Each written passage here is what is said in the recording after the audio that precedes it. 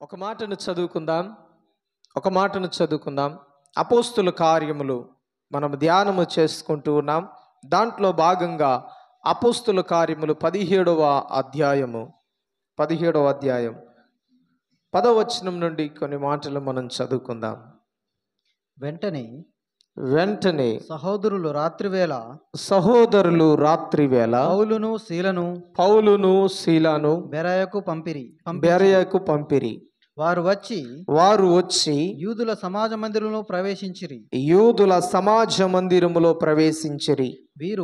వీరు తెస్సలోనికలో ఉన్నవారి కంటే గనులయుండిరి గనుక ఆసక్తితో వాక్యమును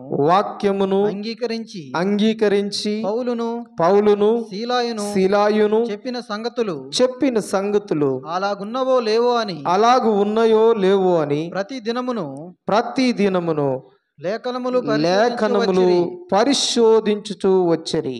ఈ యొక్క సందర్భాన్ని మరొకసారి మనం జ్ఞాపకము చేసుకున్నట్లయితే, పౌలు శీల బెరియా ప్రాంతానికి వెళ్ళారు. అయితే బెరియా ప్రాంతంలో కొంతమంది సంఘముగా కూడుకొని ఉన్నారు.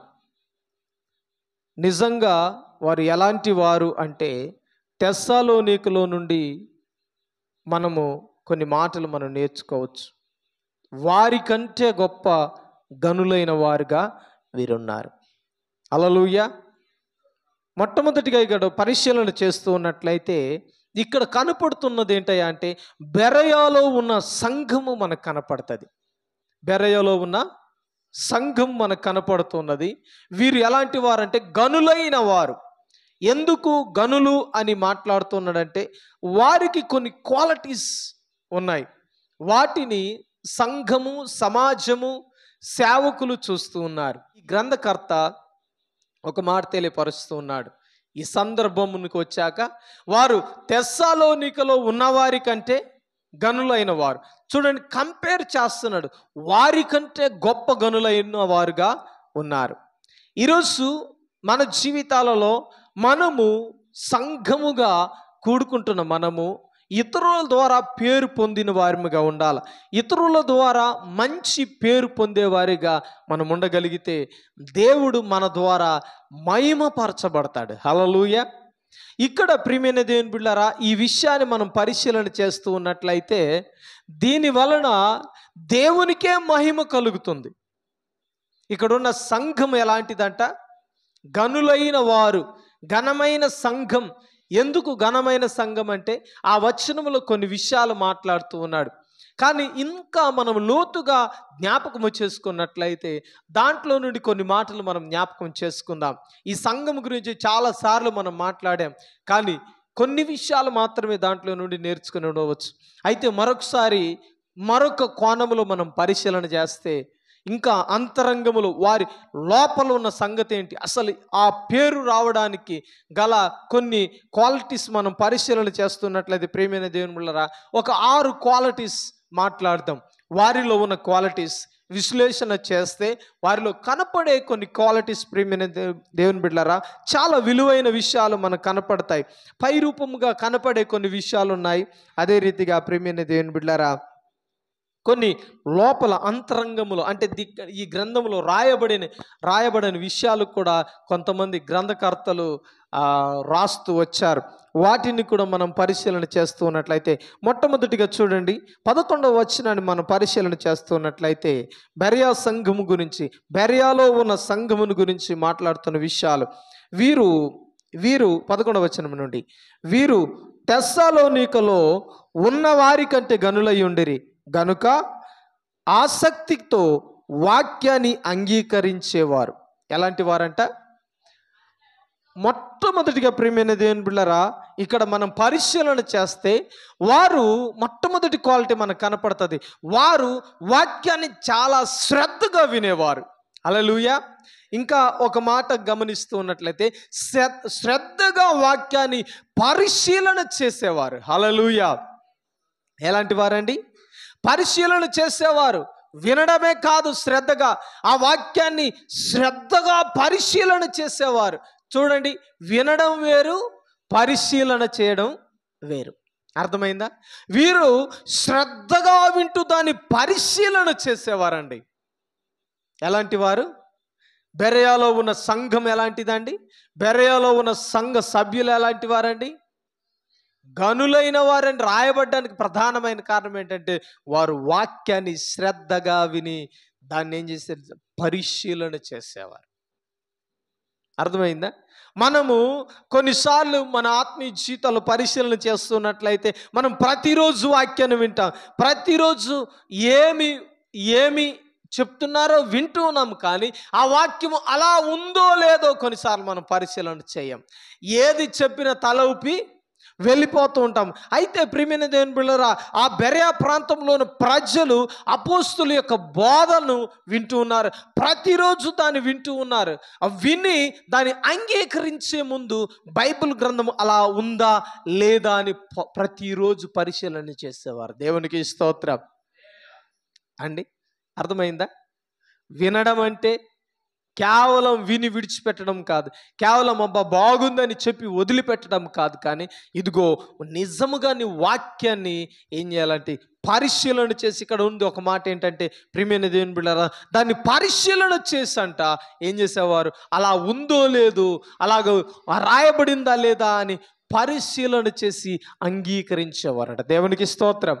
వెంటనే ఆపాదించడానికి, వెంటనే అంగీకరించడానికి, వెంటనే ఫాలో అవడానికి వారు ముందుగా ఏం చేసేవారంటే, దానికంటే ముందుగా ఏం చేసేవారంటే మరలా గ్రంథాన్ని తెరిచి అలాగుందో లేదో పరిశీలన చేసేవారు. 11వ వచనం తెలియపరుస్తుంది, వారు శ్రద్ధగా వాక్యాన్ని ఏం చేసేవారంట?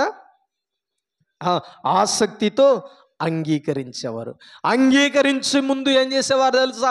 అలాగుందో లేదో ఒకటికి 2 సార్లు పరిశీలన చేసి దాన్ని ఫాలో అవడానికి ప్రయత్నం చేసేవారు, దాన్ని అవలంబించడానికి ప్రయత్నం చేసేవారు. అది నిజమా కాదా అని తెలుసుకునే ప్రయత్నాలు వారు మాటికి చేసేవారట. దేవునికి స్తోత్రం. ఈరోజు సంఘాలు ఎలాగున్నాయంటే తెలుసా? దురద చెవులు కలిగిన వారుగా ఉన్నారంట. దురద చెవులు కలిగిన వారంటే అర్థమైందా? ఎక్కడ పొగుడుతారో అక్కడికి వెళ్ళేవారు ఉన్నారు, ఎక్కడ అద్భుత కార్యాలంటే అక్కడికి వెళ్ళేవారుగా ఉన్నారు. లేకపోతే ఇదిగో ఎక్కడ బాగా మంచిగా ఎక్కువ జనం వస్తున్నారు, ఎక్కువగా మంచి కథలు చెప్తూ, లేకపోతే మంచిగా నవ్విస్తూ, మంచిగా అలరించే వారి దగ్గరగా పరిగెత్తేవారు అనేకులు ఉంటూ ఉన్నారు. అందుకనే దురద చెవులు కలిగిన సంఘాలు చాలామంది ఇప్పుడు సంఘాలలో అలాంటి వారు ఉంటూ ఉన్నారు. అలాంటి వారిగా కాదు, కానీ ప్రియమైన దేవుని, ఎవరిని నేను విమర్శించట్లేదు, కానీ ఎవరిని నేను ఉద్దేశపూర్వకంగా మాట్లాడట్లేదు, కానీ సమాజంలో కనపడే విషయాలు ఎలాంటివయ్యా అంటే ఇదిగో చాలామంది వాక్యాన్ని శ్రద్ధగా పరిశీలన చేయట్లేదు. అక్కడ చెప్పేది సత్యమా అసత్యమా అని గ్రహించని పరిస్థితిలో ఉంటూ ఉన్నారు. దాన్ని అంగీకరించుకునే ముందు, దాన్ని ఫాలో అయ్యే ముందు నిజంగా ఈ వాక్యం అలా ఉందా? చూడండి, ఎవరిని పరిశీలన చేస్తున్నారండి వీరు?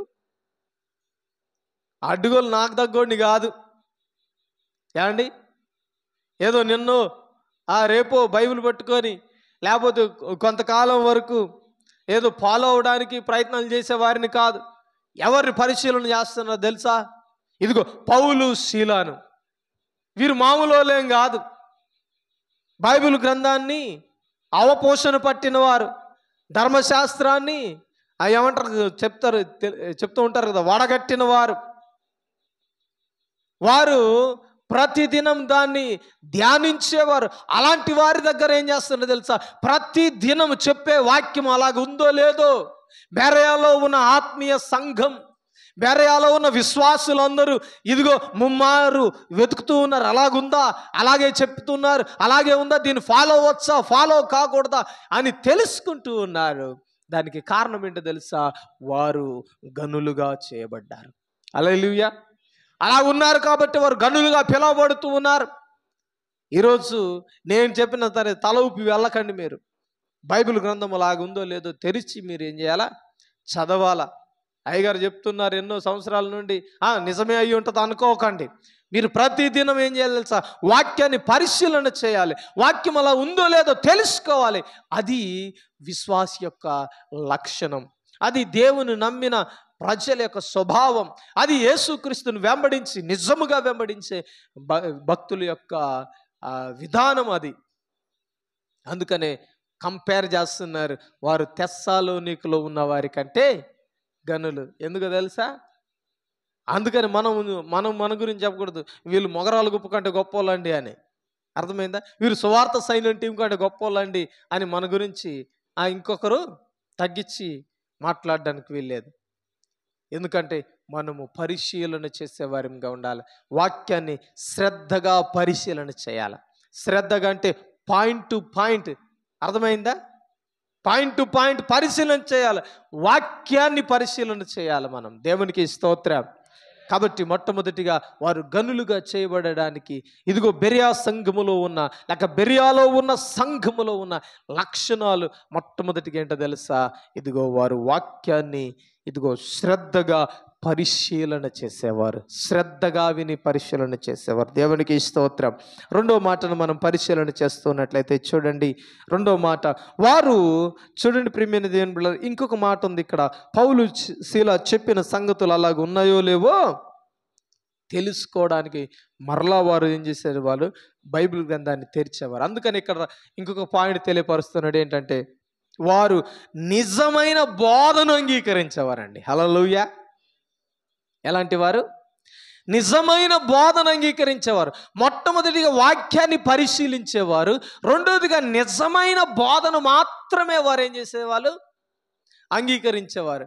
ఈరోజు ఎలా తయారయ్యాయి సంఘాలంటే ఏం బాధపడొద్దు. కానీ ప్రియమైన దేవుని బిడ్డలారా, ఇదిగో ఒకవేళ మన గురించి ఎవరైనా మన గురించి 2 విషయాలు 3 విషయాలు మన జీవితంలో జరిగినవి చెప్తే చాలు, అబ్బా ఈయన ఎంత గొప్ప ప్రవక్తో, ఎంత గొప్ప దైవ సేవకుడో, ఎంత అద్భుత కార్యాలు చేసేవాడో, ఉన్నది ఉన్నట్టే చెప్పాడండి అని సంఘాలలో నుండి ఇదిగో చీల్చబడి ఇంకో ఆ మాయ మాటలు చెప్పే వ్యక్తి దగ్గరకు వెళ్ళి చేరిపోయేవారు అనేకులు ఉన్నారు.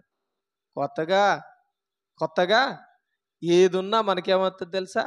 కొత్తొక వింత అంట, పాతొక రోత అంటారు. కొత్తొక వింత, పాతొక రోత కదండి. ఇక్కడ నుండి ఒకవేళ బయటికి వెళ్తే ఎవరన్నా ఒకవేళ ఇదిగో నీ గురించి నీ కుటుంబంలో జరిగే విషయాలు ఏమన్నా ఒకవేళ చెప్తే, ఒక 2-3 చెప్తే వెంటనే అంటావు, మాయగారు ఎప్పుడు ఇలాగ చెప్పలేదండి, మాయగారు ఎప్పుడు ఇలాగా చెప్పలేదు, ఇలాగెప్పుడు మాయగారు మమ్మల్ని చూడలేదు, మీరు బాగా చెప్పారండి, ఒక ప్రార్థన వినే చాలు, ఒక ప్రార్థనలోనే తెలిసిపోయింది, ఒక పరిచయంలోనే తెలిసిపోయింది, ఈ అయ్యగారికి ఎంత గొప్ప శక్తి ఉందో అని ఆలోచన చేసేవారు అనేకులు ఉంటూ ఉన్నారు. అందుకనే సంఘాలలో నుండి విడిపోయి సంఘాలు పెట్టుకుంటూ ఉన్నారు. ఈరోజు బెరియా సంఘములో అలాంటి వ్యక్తులు కాదు, వేరు. ఎవరు చెప్పిన తల ఊపేసి అబ్బా ఎంత అద్భుతం చేసేసాడో, వెంటనే నడిచేసాడండి, వెంటనే రోగాలు తగ్గిపోయాయండి అని ఆలోచన చేసే వ్యక్తులు కాదు వారు. వాక్యం అలాగ ఉందో లేదో, నిజముగా ఉందా లేదా అని పరిశీలన చేసి వారు ఏం చేశారు? నిజమైన బోధకు. అర్థమైందా? ఒకవేళ నువ్వు అనుకుంటున్నావేమో, అంటే నువ్వు చెప్పేది నిజమా, నువ్వు చెప్పేదే నిజమా, వాళ్ళు చెప్పేది కాదా అంటే, నేననే ఒక్క మాట ఏంటో తెలుసా? నేను చెప్పే వాక్యము కాదు, కానీ బైబిల్ గ్రంథములో ఉన్న మాటలే చెప్తున్నాడా లేదా అని నువ్వు పరిశీలన చేయాలి. అందుకని మొట్టమొదటి పాయింట్ ఏంటి? వాక్యాన్ని శ్రద్ధగా పరిశీలన చేసేవారు వారు. నువ్వు గనుడుగా ఆత్మీయ స్థితిలో ఒక ఉన్నతమైన పొజిషన్ నువ్వు పొందుకోవాలంటే, ఇదిగో నువ్వు నిజమైన బోధన అంగీకరించాలంటే మొట్టమొదటి నువ్వు పరిశీలన చేయాలి వాక్యాన్ని. అది పరిశీలన చేసి దైవ సేవకుడు అలాగే చెప్పిన మాట నిజముగా అలా ఉందో లేదో నువ్వేం చేయాలి తెలుసా? పరిశీలన చేసి దాన్ని అంగీకరించాలి. ఇక్కడ అన్నాడు తెలుసా? నిజమైన బోధను అంగీకరించే వారు. హల్లెలూయా. బెరియాలో ఉన్న సంఘ సభ్యులు ఎలాంటి వారండి? నిజమైన బోధకు మాత్రమే అంగీకారం తెలిపేవారు. అవునండి నిజమే, ఈయన చెప్పింది నిజమే అని అంగీకరించేవారు.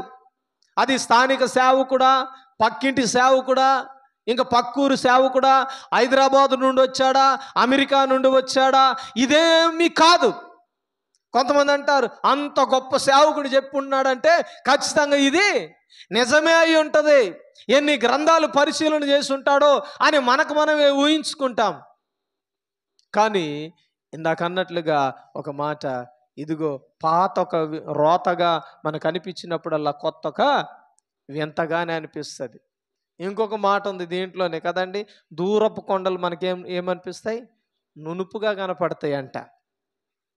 అప్పుడే అందుకనే వాటిని చూశాక చాలా మనం ఆనందిస్తాం. ఇదే మంచిది, కొంచెం దూరం నుండి వచ్చాడు కదా. ఈరోజు మన ఆత్మీయ జీవితాల్లో స్థానిక దైవ సేవకులకి విలువ ఇవ్వని సంఘాలు చాలా మంది ఉంటూ ఉన్నారు. విలువ లేకుండా చేసుకునేవారు, ఇదిగో సత్యాన్ని బోధిస్తున్నా వెంబడించని వారు ఉన్నారు. కారణం ఏంటో తెలుసా? దూరం నుండి చూసినప్పుడు దూరపు కొండలు నునుపుగానే ఉన్నాయి, ఇదిగో పక్కనున్న సేవకుడు ఇదిగో చేదైపోయినట్లుగా గరుకుగా కనపడుతున్నాయి. కొండలు మెట్టలు ఎవరెక్కుతారండి అనే ఆలోచన కలిగి మన జీవితాలు మనం ఉంటూ ఉన్నాం. అందుకనే ఈరోజు ఒక మాట చెప్తూ ఉన్నాడు, నువ్వు నిజమైన బోధన అంగీకరించాలి. అది ఎవరు చెప్పినా సరే నిజమైన బోధకు నువ్వు చెవియొగ్గాలి, దానికే నువ్వు లోబడి దాని ప్రకారంగా జీవించాలి. ఎందుకంటే బెరియా సంఘము, బెరియాలో ఉన్న సంఘ సభ్యులు గనులుగా పిలువబడ్డారు. దానికి ప్రధానమైన కారణం ఏంటో తెలుసా? వాక్యాన్ని వారు పరిశీలన చేసి నిజమా కాదా, ఇది నిజమైన బోధ అని నిర్ధారణ చేసుకున్నప్పుడే వారు దాన్ని అంగీకరించడం మొదలుపెట్టారు. హల్లెలూయా. ఈరోజు చూడండి, బయటికి వెళ్ళి చూడండి సంఘాలలో, ఇదిగో గలిబిలి చేసే వారి దగ్గరే చాలా కదండి, చాలా ఎక్కువ జనాలు కూడుకొని వస్తూ ఉంటారు. వారు విశ్వాసములో స్టాండర్డ్ చేయడం కాదు, వాక్యములో స్టాండర్డ్ చేయడం కాదు, అద్భుతాలలో స్టాండర్డ్ చేయడానికో ఏమంటారు వీటిని మనం ఈ లోకంలో కనపరుస్తూ ఉన్నారు. సూచక క్రియలను స్టాండర్డ్ చేయడానికి, ఇంకా మనం పరిశీలన చేస్తే ప్రవచనాలను స్టాండర్డ్ చేయడానికి, కానీ వాక్యాన్ని స్టాండర్డ్గా నిలబెట్టడానికి, వాక్యం ఉన్నది ఉన్నట్టుగా బోధించడానికి బహు తక్కువ సంఘాలు కనపడుతూ ఉన్నాయి. ఈరోజు సంఘాలలో వాక్యం కొదువైపోతుంది. వాక్యం అవగాహన లేనోడు కూడా ఏమంటాడు తెలుసా? ఇదిగో మా సంఘం చాలా గొప్పదండి, మా సేవకుడు గొప్పవాడండి, అద్భుత కార్యాలు ఆశ్చర్యకార్యాలు చేస్తాడు. ఈరోజు వాటి మీద బేస్ అయి అసలైన గురిని విడిచిపెట్టొద్దు అన్నది నా ఉద్దేశం. విమర్శించడం నా ఉద్దేశం కాదు. ఎందుకంటే మన సంఘాలలో కూడా ఇదిగో అద్భుత కార్యాలు జరుగుతూ ఉన్నాయి, ఆశ్చర్య కార్యాలు దేవుడు చేస్తున్నాడు.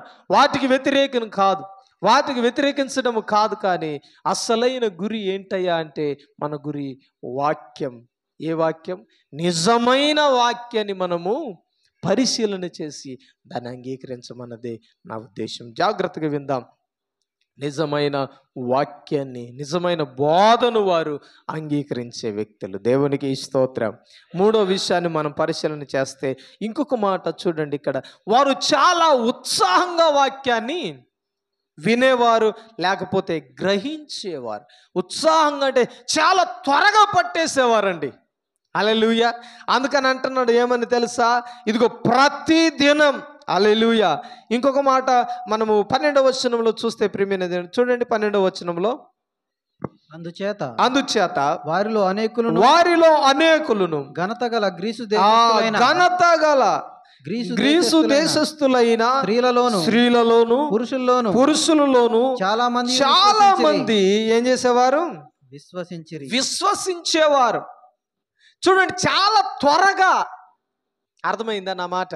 చాలా త్వరగా అందుకని ఉత్సాహంగా వాక్యాన్ని గ్రహించేవారంట వారు, చాలా త్వరగా. అందుకనే అక్కడ ఉన్నవారు స్వీకరించే విధానాన్ని బట్టి చాలా త్వరగానే అనేకులు గ్రీసు దేశస్థులు ఎలాంటి వారంట? ఘనత కలిగిన వారు. హల్లెలూయా. ఘనత కలిగిన స్త్రీలు, ఘనత కలిగిన పురుషులు అనేకులు విశ్వసిస్తూ వచ్చారు. దానికి కారణం ఏంటో తెలుసా? సంఘము చాలా ఉత్సాహంగా వాక్యాన్ని స్వీకరించేవారు, అంగీకరించేవారు, చాలా త్వరగా ఇక్కడ అంటారు గ్రహించేవారు. ఈరోజు గ్రహించడంతో పాటు వారు ఏదైతే వింటున్నారో అది ఉందా లేదా అని గ్రహించి ఇతరులకి బోధించేవారు. దేవునికి స్తోత్రం. హల్లెలూయా. అందుకని ఇక్కడ రాస్తున్నాడు ఒక మాట, దేవుని వాక్యాన్ని వారు శ్రద్ధగా వినేవారు, ఆసక్తితో వినేవారు. అందుకని అంటాడు చాలా బలమైన విశ్వాసం వారిలో కనపడేదంట. దేవునికి స్తోత్రం. శ్రద్ధగా వాక్యాన్ని వింటే మన యొక్క విశ్వాసాన్ని ఎవరు కదిల్చలేరు. ఎవరైనా ఒకవేళ భ్రమ పెట్టేవారు మన చుట్టూ ఉన్నా మనం పరిగెత్తం. ఆలోచన చేయం అక్కడ పోయి, నిజమే కదా మన అయ్యగారు ఇలా చెప్పలేదు, ఈ విషయాలు చెప్పలేదు, ఇదిగో ఇదే నిజమేమో అని వెంటనే భ్రమపడిపోతూ ఉంటారు కదండి. సంఘాలకు వెళ్తే ప్రియమైన దేవుని బిడ్డారా, చాలామంది ఇలాగ అంటూ ఉన్నారు సేవకులు, ఏమని తెలుసా, మా సంఘంలో నుండి చాలామంది వెళ్ళిపోయారండి. ఎందుకయ్యా అంటే, ఇదిగో పక్కనే వచ్చారు ఇలాంటి వారు అలాంటి వారు, భ్రమ పెట్టేవారు ఉన్నారండి. ఈరోజు సంఘాలు ఖాళీ అయిపోతూ ఉన్నాయి. కారణం ఏంటంటే, ఇదిగో భ్రమ పెట్టే దురాత్మలు తిరుగుతున్నాయి, వేశ్యదారులైన వారు తిరుగుతూ ఉన్నారు. అందుకని ప్రియమైన దేవుని బిడ్డ, గడిచిన వారంలో ఒక మాట చెప్పాను, ఏంటో తెలుసా, వేషధారులు ఎలాంటి వారు, లోపలైతే క్రూరమైన తోడేళ్ళు, పైకైతే ఎలాగున్నారంటే గొర్రె చర్మాన్ని కప్పుకొని వస్తూ ఉన్నారు. బెరియా సంఘము అలాంటి వాటికి లొంగేది కాదండి. బెరియాలో ఉన్న ప్రతి విశ్వాసి అలాంటి భ్రమ పెట్టేవాడికి వెంటనే వారు కాదు. ఏది నిజమో ఏది అబద్ధమో గ్రహించేవారు. ఇంకొక మాట, వెంటనే ఉత్సాహంతో దాన్ని గ్రహించేవారు. మూడో లక్షణం ఏంటి వారిలో ఉండేది, చాలా ఉత్సాహంగా వాక్యాన్ని గ్రహించేవారండి. కాబట్టి మనం కొంతమంది వింటూ నేను నిద్రపోయే వాళ్ళం ఉన్నాం కదండి. ఉత్సాహం ఏమవుతుంది, వాక్యాన్ని విన్న కొద్దీ ఉత్సాహం వస్తుంటుందంట వారికి. వాక్యాన్ని విన్న కొద్దీ, వాక్యం వివరిస్తున్న కొలది ఇదిగో ఉత్సాహం వారిలో పెరిగిపోతుంది. అవునా, ఇలాగుందా, ఇంకేం చెప్తుంది వాక్యం అని వారు ఆరాటముతో ఉత్సాహంతో వినేవారు. దేవునికి స్తోత్రం. మనకు ఉత్సాహం పాటల్లో తప్ప వాక్యం దగ్గరకు వస్తే రాదు. వస్తుందా? ఇక చూడండి, అప్పుడు గొర్రెలం అవుతాం తల వంచుకొని. ఎప్పుడు? వాక్యం వినేటప్పుడు. గొర్రెను పోల్చింది దానికోసం కాదు. ప్రతి శ్రమ, ప్రతి ఆటంకం, ప్రతి అవరోధం వచ్చినా సరే మౌనంగా తల వంచుకొని దానికి నువ్వు ఏం చేయాలి, సహించడానికి నువ్వు తల ఒగ్గాలి. దాని కొరకు గొర్రెను పోల్చాడు. వదకు తేబడిన గొర్రె అని పోల్చాడు యేసు ప్రభుని. ఎన్ని నిందలు వేసినా, ఎన్ని అవమానాలు చేసినా యేసుక్రీస్తు ఎక్కడ కూడా తలెత్తి ఇదిగో నేను ఎలాంటి వాడిని అనుకున్నావు అని గద్దించలేదా అండి. వదకు తేబడిన గొర్రె వలె తనను తాను తగ్గించుకొని, తను పాపము చేయకపోయినా తనను తాను తగ్గించుకొని. దీంట్లో మాత్రం మనకు ఉండదు తగ్గింపు.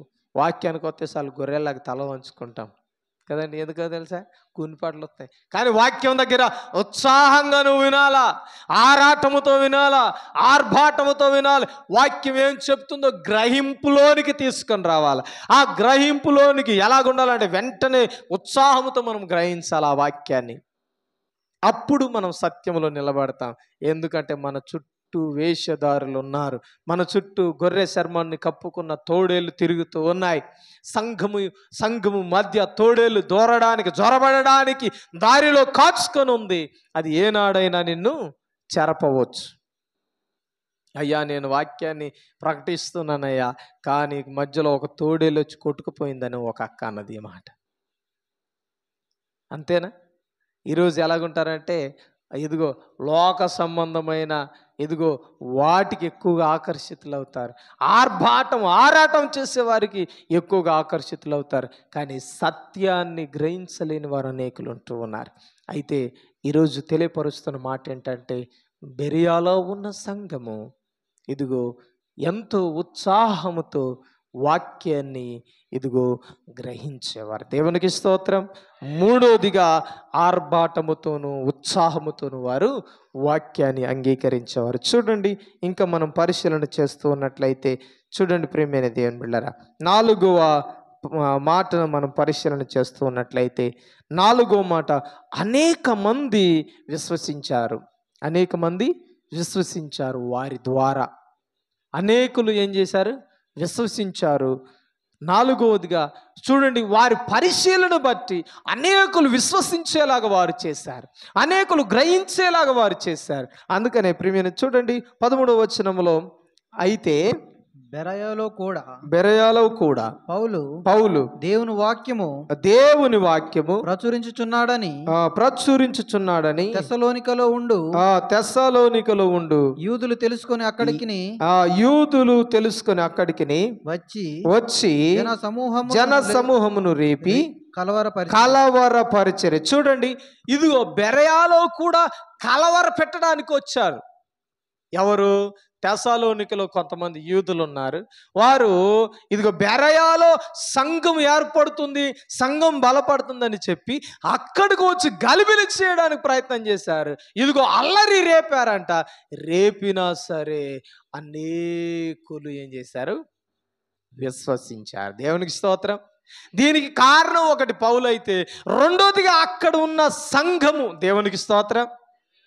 మీరు అంటారు కదండి, ఏంటండి మనలో నూతనమైన కుటుంబాలు రావట్లేదు, నూతనమైన సభ్యులు రావట్లేదు, నూతనంగా ఎవరు నమ్మట్లేదంటే, అయ్యగారు మన గురించి చాలామంది బ్యాడ్గా చెప్తున్నారండి, దుష్ప్రచారం చేస్తున్నారండి, మనం ఏదైనా చెప్పినా మనకంటే ముందుగానే వారే మన గురించి బ్యాడ్ ఎక్కువగా చెప్పేస్తున్నారు, ఇదిగో చెడ్డ ప్రచారాన్ని చేసేస్తున్నారు, అందుకని నమ్మట్లేదు అంటారు కదా అండి.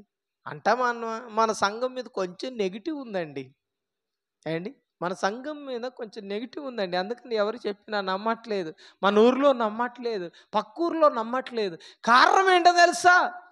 బెరయా సంఘములో లేక బెరయాలో ఉన్న విశ్వాసులు వంటి విశ్వాసం నీలో లేదు, వారి వంటి గుణాలు నీలో లేవు, అందుకనే నూతనమైన కుటుంబాలు లేకపోతే ఇదిగో విశ్వసించని వారు దాన్ని గ్రహించి విశ్వసించలేకపోతున్నారు. కారణం ఏంటంటే దుష్ప్రచారం అంటున్నావు, కానీ నీలో ఉన్న క్వాలిటీ ఏంటో తెలుసుకుంటే బాగుంటుందేమో.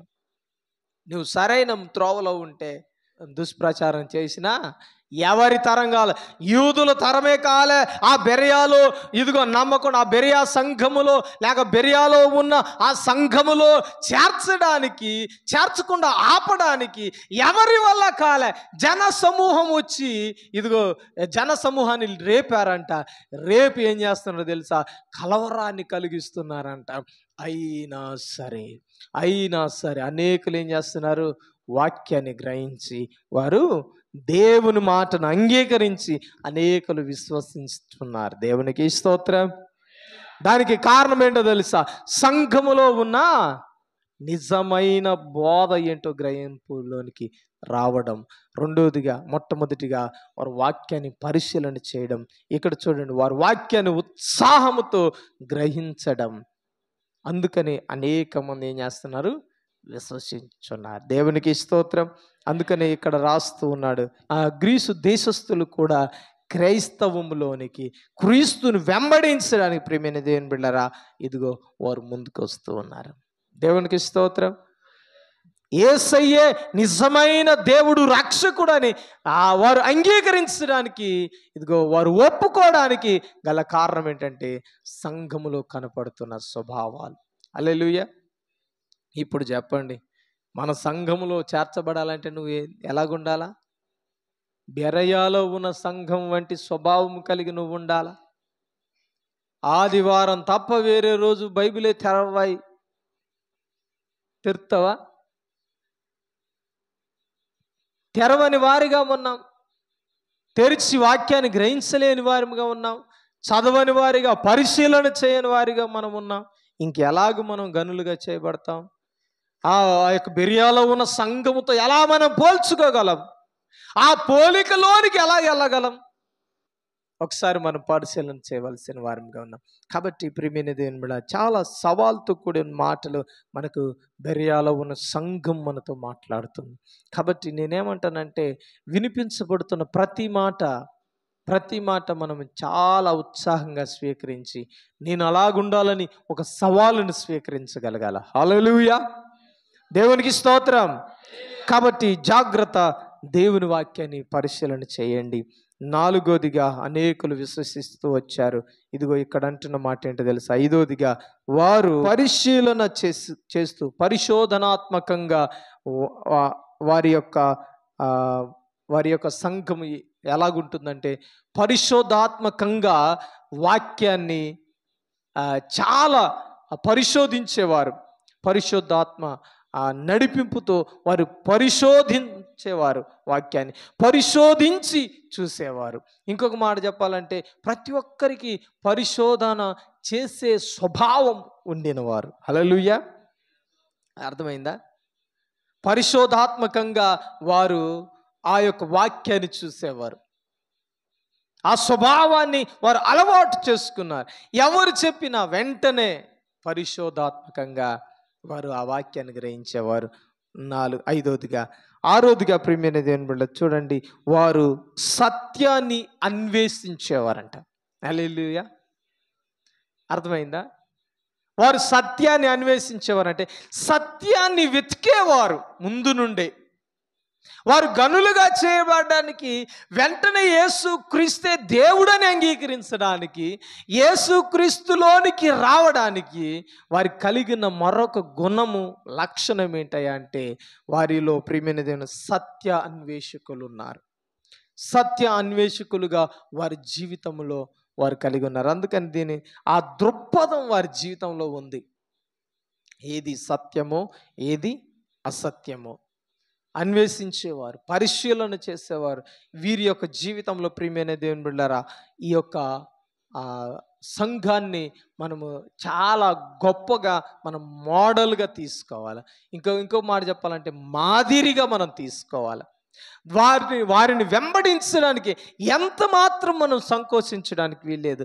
వారు వెంబడించింది క్రీస్తు స్వభావాన్ని బట్టే వారు వెంబడిస్తూ ఉన్నారు. క్రీస్తు మాటలను బట్టే వారు ఇదిగో వెంబడిస్తూ ఉన్నారు. ప్రియమైన దేవుని బిడ్డలారా, దైవ సేవకులు ఏది చెప్పారు దానిని పరిశీలనగా పరిశోధాత్మకంగా దాన్ని ఏం చేశారో తెలుసా? పరిశీలన చేసి గ్రహించి ఇదిగో సత్యము అసత్యము అన్వేషించేవారంట. హల్లెలూయా. కాబట్టి ఈరోజు మన ఆత్మీయ జీవితాల్లో బెరయాలో ఉన్న సంఘము వాక్యం చెప్తుంది, వారు గనులైన వారు. హల్లెలూయా. వారు గనులైన వారు, వారు ఆసక్తి కలిగిన వారు. ప్రియమైన దేవుని బిడ్డలారా, వారి జీవితంలో నిజమైన బోధకు లోబడేవారు. ఈరోజు నిజమైన బోధ ఉందో లేదో నీ జీవితంలో, లేకపోతే పేరు పెట్టి పిలవగానే లోబడిపోతున్నావేమో. ఒక మాట నీ గురించి 2 మాటలు నిజాలు చెప్తే చాలు లొంగిపోతున్నావేమో. బయటికి వెళ్ళు, బుడబుక్కలోడు కూడా చెప్తాడు. బయటికి వెళ్ళు, ఇదిగో పెట్ట కథలు చెప్పేటోడు కూడా చెప్తాడు. బయటికి వెళ్ళు, చిలక జోస్యం చెప్పేవాడు కూడా నీ గురించి 2 మాటలు నిజాలు చెప్పేస్తాడు.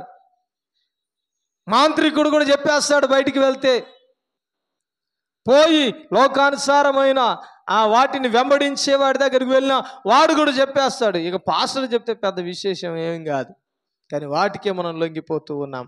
వాక్యం ఏంటో గ్రహించకుండా మనం మన ఇష్టానుసారమైన ఆలోచనలు కలిగి మనం జీవించేవారముగా ఉన్నాం.